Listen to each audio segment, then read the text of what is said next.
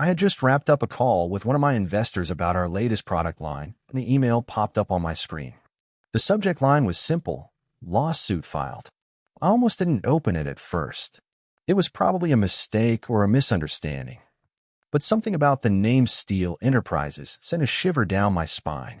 The Steele family had made their fortune in tech, real estate, and media, but there was one thing I knew for sure: they didn't like competition. I clicked open the email, and my eyes scanned the attached documents. The lawsuit was a monster, a detailed legal attack claiming that my company had infringed on Steele Enterprises' intellectual property. The allegations were ridiculous, spurious at best, but I knew better than to take them lightly. This wasn't a coincidence. This was a calculated move. The Steele family had always been known for their ruthless tactics, and they were notorious for using their wealth and influence to crush anyone who got in their way. And now it seemed like they had set their sights on my business. I sat back in my chair, staring at the screen. I had spent years building this company from the ground up, blood, sweat, and countless sleepless nights. The thought of losing it all to a baseless attack like this was almost too much to bear.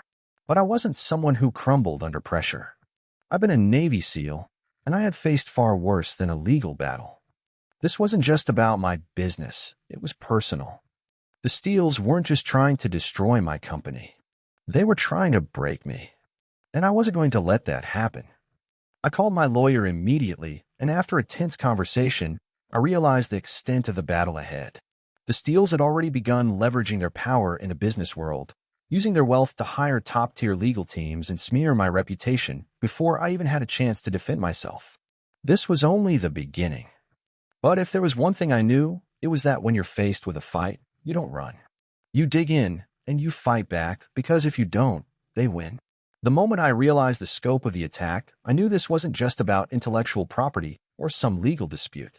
The billionaire Marcus Steele wasn't going to stop until he had destroyed me completely. He had the money, the influence, and the connections to drag out this battle for as long as he wanted, and I was just a pawn in his game. Within days, my inbox was flooded with more legal documents. The first lawsuit was only the beginning. They had filed multiple claims against my business, each one more ridiculous than the last. From patent infringement to baseless accusations about our product quality, Steele's team was throwing everything they had at me. It felt like they were trying to bury me under a mountain of paperwork, hoping I'd give up before I even had a chance to fight back. But this wasn't just about the lawsuits. Steele was playing a much bigger game. As I began to dig into his tactics, I realized he was using every tool at his disposal to attack me. He had his fingers in every pie: media outlets, business connections, even politicians. He was turning the screws on my suppliers, pressuring them to cut ties with my company, and using his media influence to spread lies about my business practices. I could see the pattern forming now.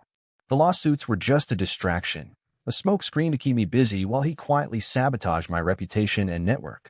He was trying to erode everything I had worked so hard to build. The worst part? It wasn't just the legal attacks. It was the smear campaign. Articles began popping up in major news outlets, all claiming that my company was on the brink of collapse, that we were involved in fraudulent practices, and that we couldn't deliver on our promises. The public opinion was shifting, and I could feel it. My phone was ringing off the hook with worried investors, demanding answers. But Steele wasn't done yet. His team started working behind the scenes, using legal loopholes to get my business partners to back out of deals. They were picking off my allies one by one, and I had no idea how long I could keep this up.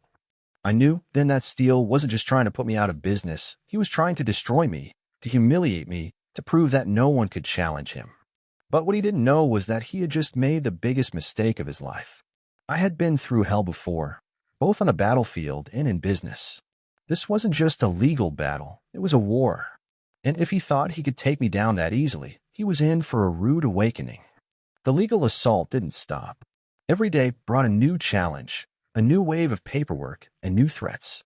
Steele's team, made up of top-tier lawyers and legal experts, filed motion after motion, trying to drag the case into court again and again. They knew what they were doing, dragging the process out, hoping that I would run out of resources or worse, lose my will to keep fighting. But I wasn't going to be intimidated. I had been trained for situations like this, high-pressure environments, where you had to think on your feet, stay calm under fire, and never, ever give up. I immediately hired one of the best legal teams I could afford, people who understood what I was up against and were willing to take on a fight of this magnitude. But no matter how skilled my team was, the battle was never going to be easy. Steele's team was ruthless, relentless, and well-funded. They threw every tactic they could at us: strategic delays, filing contradictory claims, and using every legal trick to tie us up in court. But the more they threw at us, the more determined I became. I wasn't going to let this billionaire destroy everything I had worked for. As the case dragged on, I could feel the weight of the fight starting to take a toll. My investors began to get nervous, and some of my business partners, under pressure from Steele's influence, started distancing themselves. I had never felt more alone in my life. Every day felt like a battle. Sometimes it felt like I was fighting a war on multiple fronts. In addition to the lawsuits, the media campaign Steele was running against me was making it harder to maintain any credibility. But I had a secret weapon: my Navy SEAL mindset. I had spent years in some of the most grueling conditions on the planet, always pushing through adversity, always finding a way to succeed no matter the odds. I knew this battle would be no different. I began to use Steele's own tactics against him. I didn't have the billions he did, but I had something just as powerful: the ability to outthink, outmaneuver, and outlast. I started finding cracks in his legal strategy, exploiting every loophole I could find to turn the tide in my favor. I spent sleepless nights working with my legal team to turn the tables. I began gathering evidence of Steele's past business practices, his company's own shady dealings, his history of using legal threats to bully smaller competitors. Every move Steele made to try to bury me was now a piece of ammunition I could use against him. We filed countersuits and motions, focusing on the unethical tactics Steele had used in the past. Slowly but surely, the public started to take notice. More and more people saw that I wasn't just defending myself. I was exposing a pattern of corruption that had been hidden behind Steele's wealth and power for years. The pressure was mounting on him. His empire, once thought untouchable, was starting to crack. And with every legal battle he lost, every counterclaim that gained traction, Steele's confidence faltered. The man who had once thought he could crush me like an ant was beginning to realize that this Navy SEAL wasn't going to back down. While the legal battles raged on, it became increasingly clear that Steele wasn't going to settle for just courtroom victories. He wasn't just after my business; he wanted to destroy it completely, to humiliate me in front of my customers, partners, and the industry at large. So he shifted tactics. I began to notice strange things happening: suppliers refusing to honor contracts, distributors pulling out of deals, and business partners backing away, afraid of getting tangled up in the mess Steele had created. He had far-reaching connections, and now he was using them to pressure the very foundation of my business. I got a call one afternoon from one of my suppliers. "I'm sorry, but we have to cancel the order," they said, almost apologetically. "We've been getting calls from someone. They're saying it's best for us to sever our ties with you." I felt a knot tighten in my stomach. It was happening. Steele was using his connections to strangle me out. And it wasn't just one supplier. It was happening across the board. My company's cash flow was beginning to dry up as my network slowly fell apart, one piece at a time. I knew I couldn't let this go on. Steele had gone beyond the courts. He was waging a full-scale economic war against me. And just like in the field, when your enemy tries to take away your resources, you fight back in the only way you know how. You adapt, you pivot, and you find a way to hit them where it hurts. I reached out to my allies, people I had worked with before, some old friends from my military days who had moved into the private sector, and even a few people who owed me favors from my past. Together, we began to build an alternative supply chain, one that Steele's network of influence couldn't touch. I started looking beyond the usual networks and tapped into smaller, more independent companies that had been overlooked by the bigger players. They were hungry for business, and they weren't afraid to take on Steele's empire. As I forged these new partnerships, I made sure to keep things quiet, letting Steele's team believe that they were winning, that they had me cornered. I needed to buy time to rebuild my business before they realized what I was doing. At the same time, I began quietly spreading the word about Steele's own corrupt practices to the industry. I had evidence of unethical contracts, fraudulent business dealings, and illegal practices that Steele had long hidden behind his wealth and power. I reached out to journalists, getting them to look into his background, exposing the cracks in his armor. The key was timing. I needed Steele to make the first move to overreach. So while I was quietly rebuilding my operations and reputation, I made sure to apply subtle pressure on Steele's business. I began to exploit the gaps in his empire, his weak points.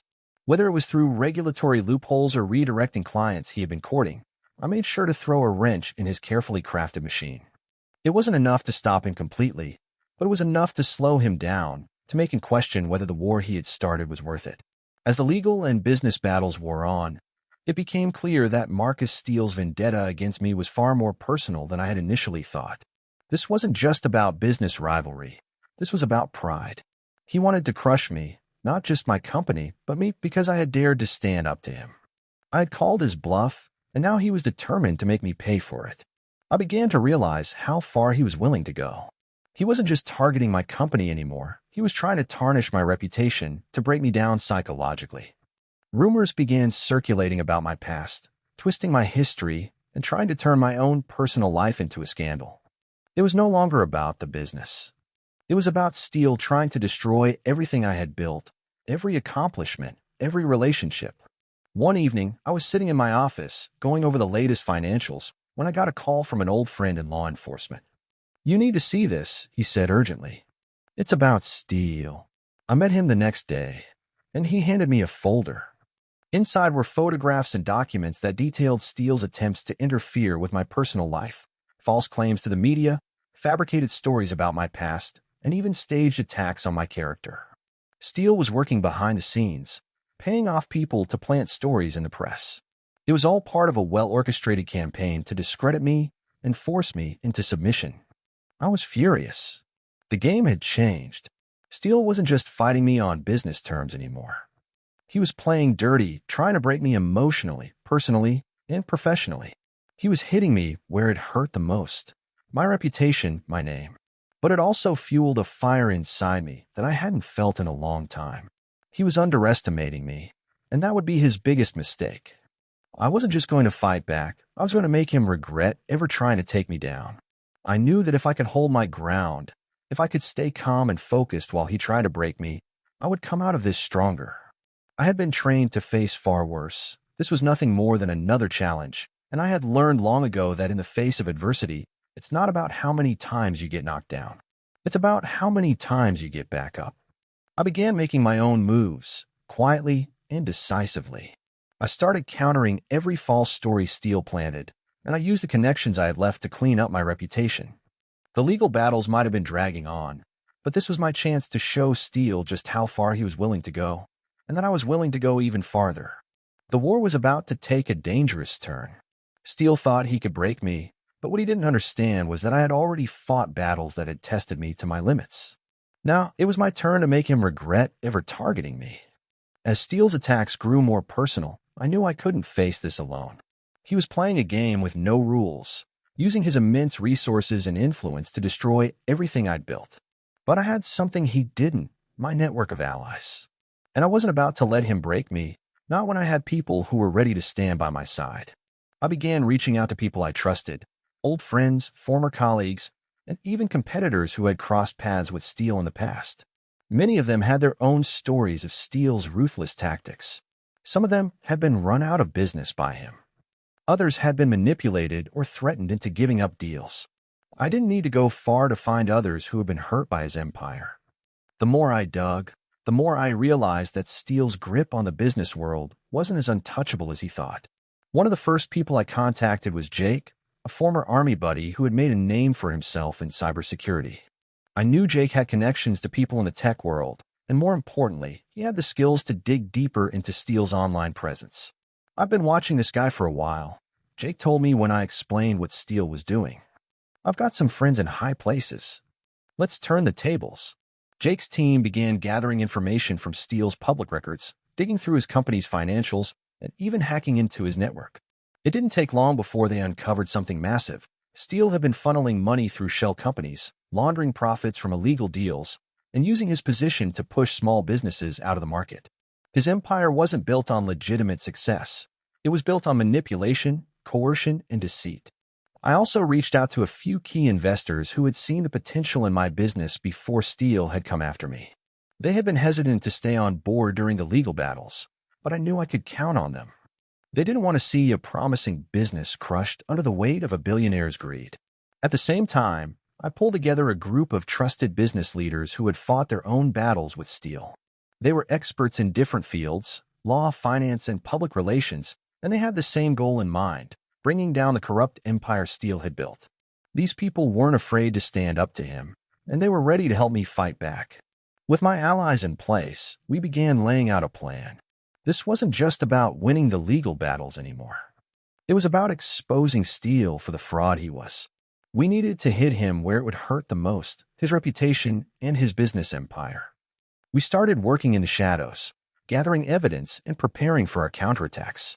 Steele might have thought he was invincible, but we were going to show him that even a billionaire can be brought down when he's standing on a foundation of lies. I knew the road ahead would be dangerous. Steele wouldn't give up easily, and I couldn't afford to make any mistakes. But with the right allies by my side, I finally felt like we had a real chance to turn this fight around. With the pressure mounting and the stakes higher than ever, it was time to shift the tide in our favor. I had gathered a strong team of allies, each one committed to bringing Steele down, but now the real work began. It wasn't enough to just defend against his attacks. We had to strike back, and we had to do it in a way that would make him regret ever targeting me. Jake's team had already uncovered massive evidence of Steele's shady dealings, but we needed more. I began to think bigger, about not just defending myself, but about using Steele's own methods against him. Steele had built his empire by attacking others, playing dirty, and using his wealth to manipulate the system. It was time to play the same game, but this time, the rules would be different. First, I started with the media. Steele had used his influence to smear my reputation, but it was time to expose him for the corrupt businessman he really was. I reached out to the journalist Jake had been working with, providing them with the evidence we had gathered.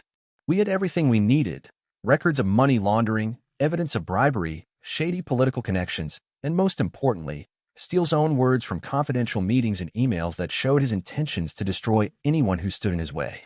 With the right people in the media on our side, we began a strategic campaign to expose Steele's dirty secrets. We timed it carefully, making sure to release one bombshell after another.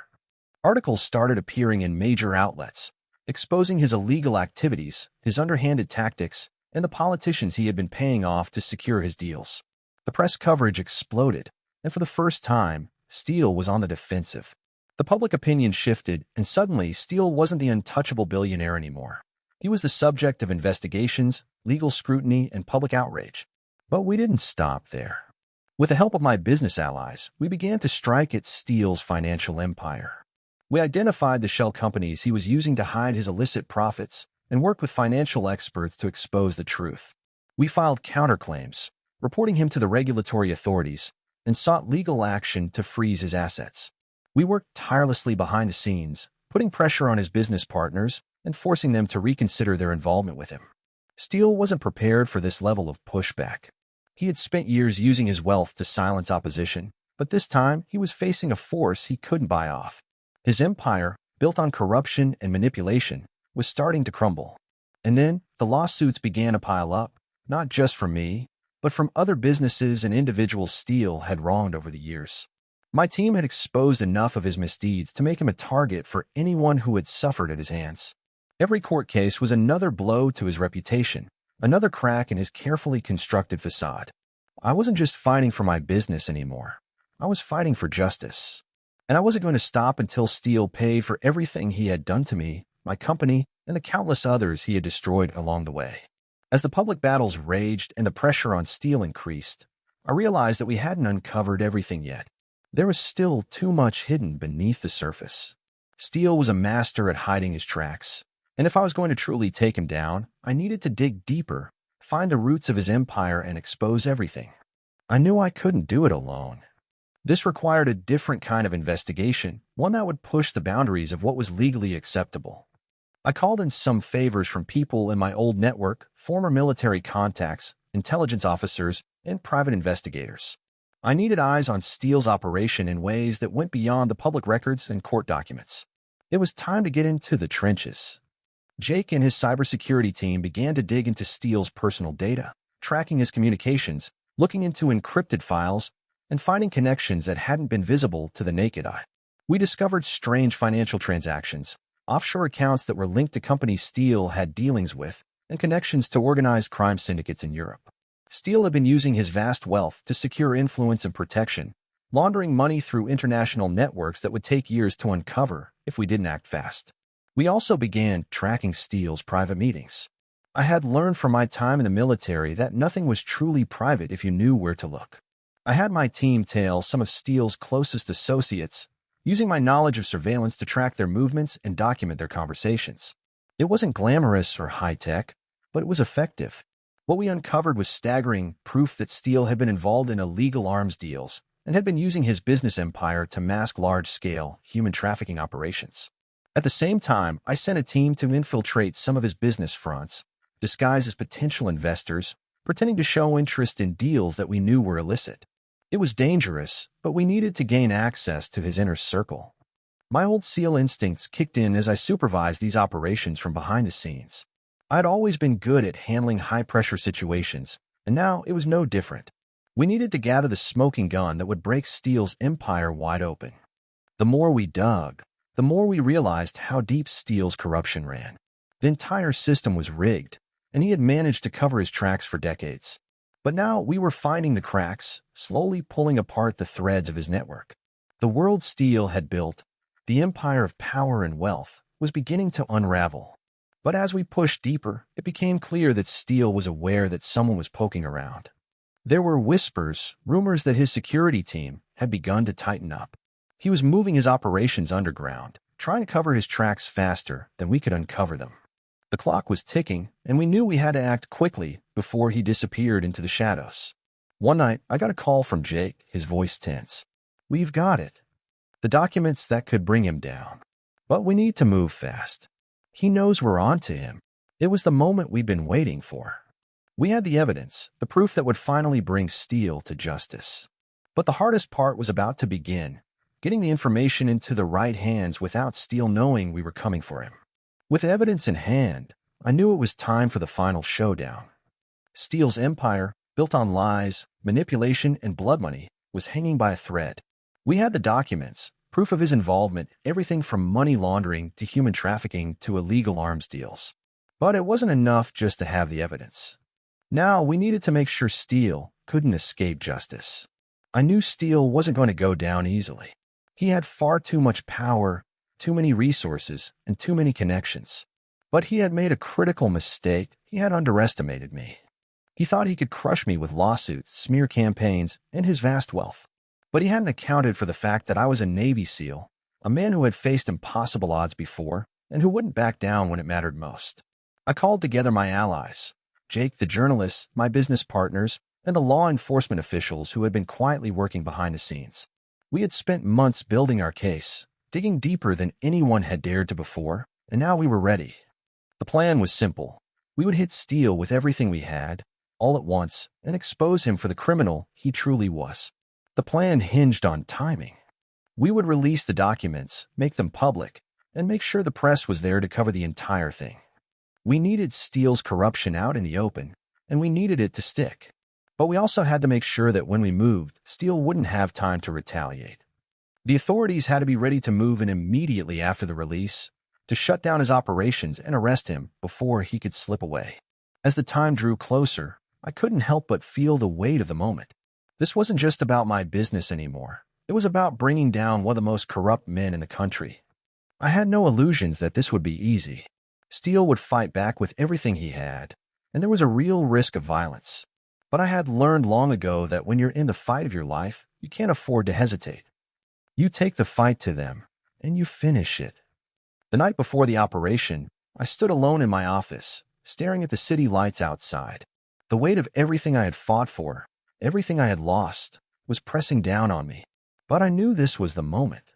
This was the last chance to end this, to make sure Steele couldn't hurt anyone else. I wasn't just fighting for my business anymore. I was fighting for everyone he had ever wronged. At dawn, we made our move. Jake and his team released the documents to the media, while we simultaneously sent the evidence to federal authorities.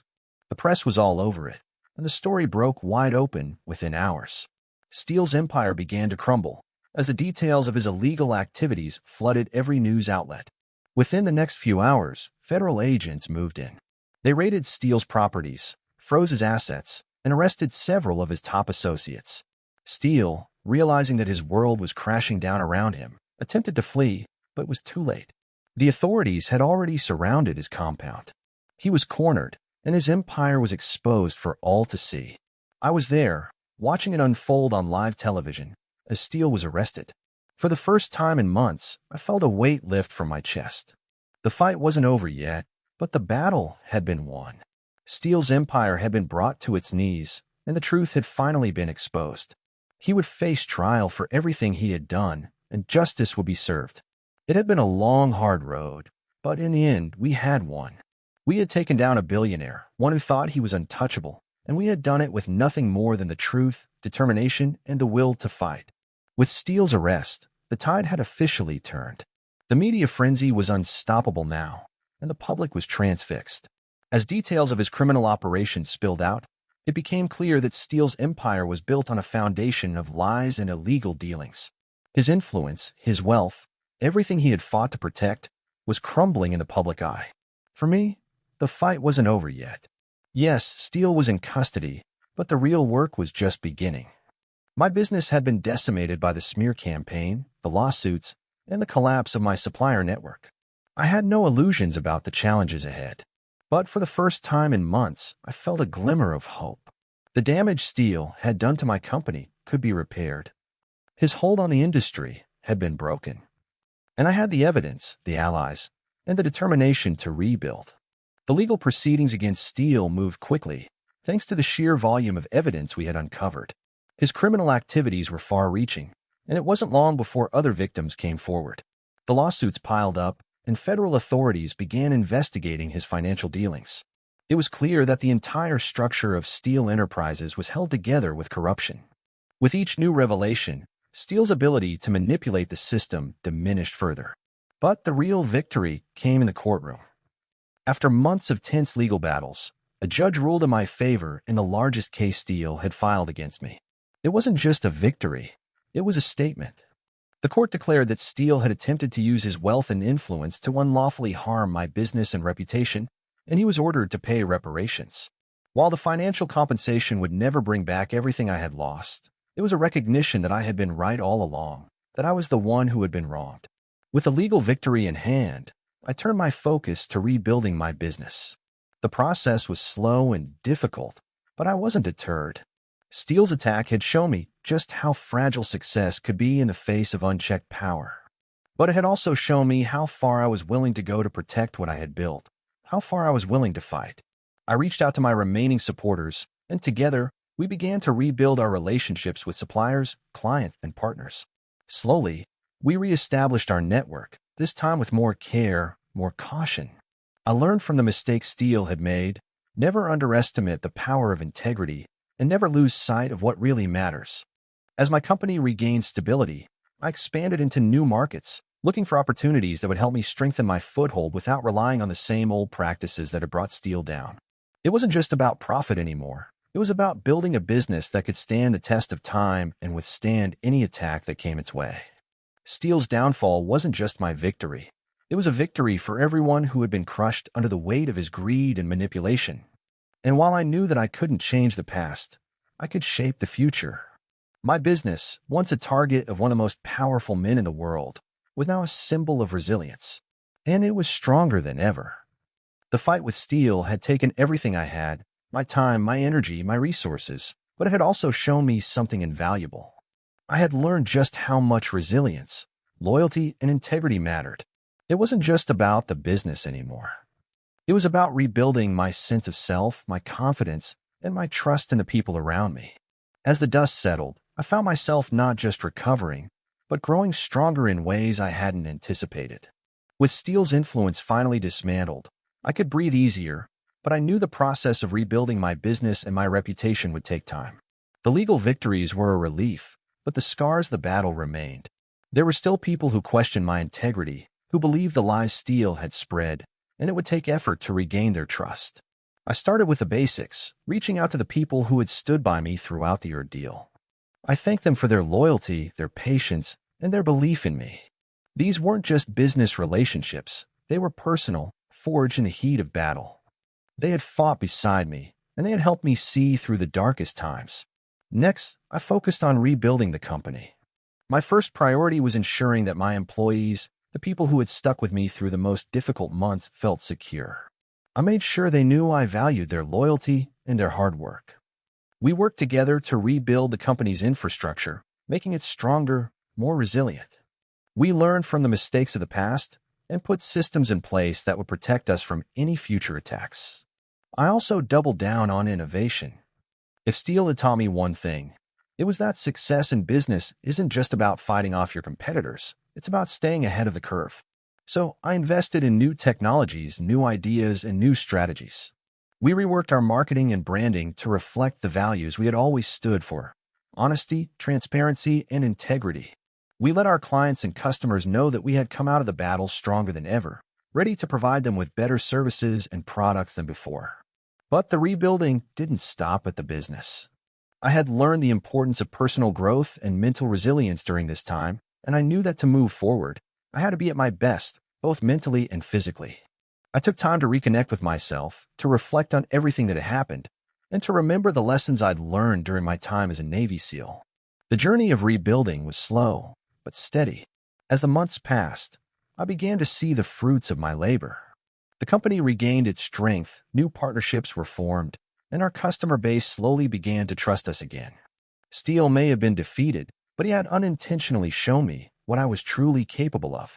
I had faced a billionaire's empire, fought back with everything I had, and emerged victorious.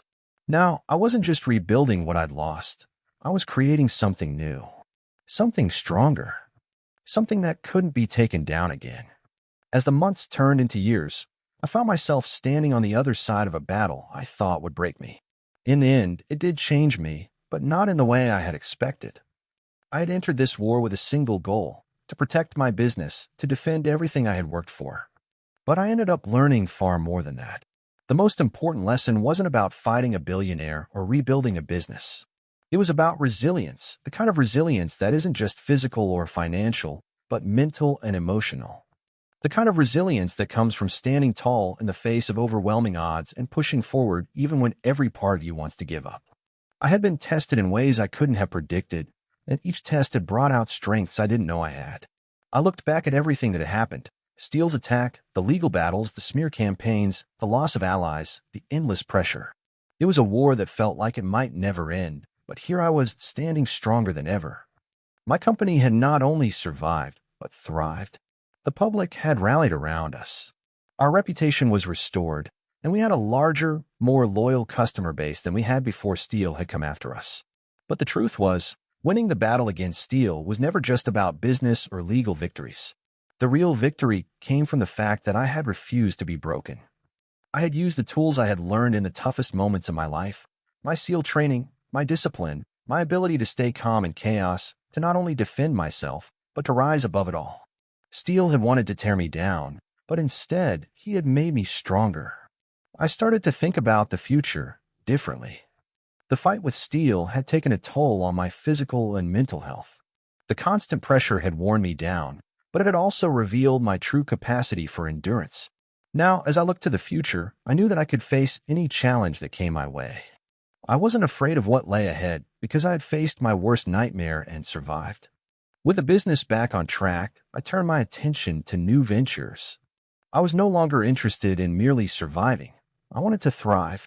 I began looking for ways to give back, using my resources to mentor young entrepreneurs who were starting out, teaching them the lessons I had learned the hard way. I knew that there were still powerful people out there, people like Steele, who would try to tear others down. But now I had the experience to recognize when someone was trying to crush a competitor through underhanded tactics. As I took a step back and reflected, I realized that everything Steele had thrown at me, every attack, every false accusation, every lie, had made me who I was today.